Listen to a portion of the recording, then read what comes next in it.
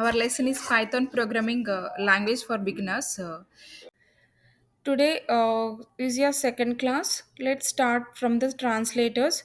Translator is a software which converts instructions of one language to another language. There are two types of translators. One is interpreter and second is compiler. Let's see what is interpreter. An interpreter translates and execute instructions line by line. So there are few operations will be during the operation. There are few operations: read or fetching tokens, verify syntax, and the translates and execute. These are related to the interpreter. And the next is the what is code. The code written in any high level language is called source program or source code. This code is understood by programmer. Let's see what is disadvantages of interpreter. Interpreter stop translating if there is a syntax error in one line. Interpreter required translating source program every time before execution because it cannot store translated code. It shows only one error. Debugging is complex. And the next topic is compiler. Compiler translates whole program and execute. Compiler perform the few operations. So let's see what is the operations is the step by step. Read, fetch, and the second token, and third is verify syntax, and fourth is translate, and fifth is store, and sixth is execute. This is the store. In the sense it will take the memory disk, that is executable code.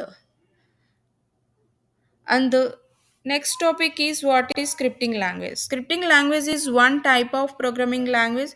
Scripting language is used for writing scripts. Let's see what is script. A script is small program executed inside another program. A script is not executed individually.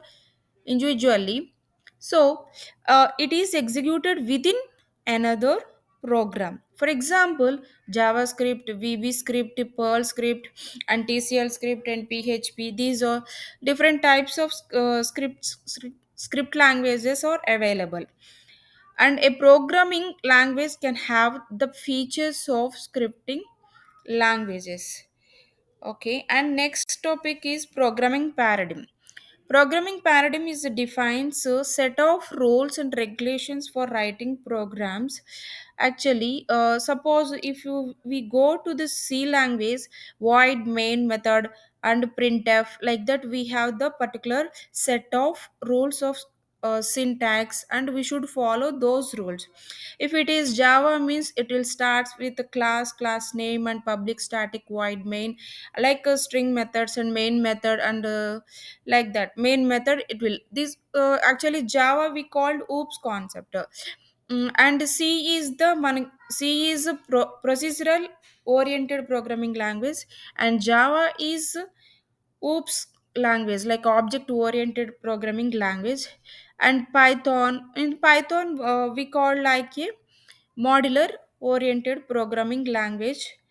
So hello, print of hello, we directly there is a no particular syntax, like there is a more so code and more syntax not required for Python.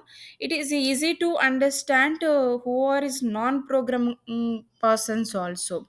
But the thing is we should follow the set of rules and regulations for each program, and structural programming also same.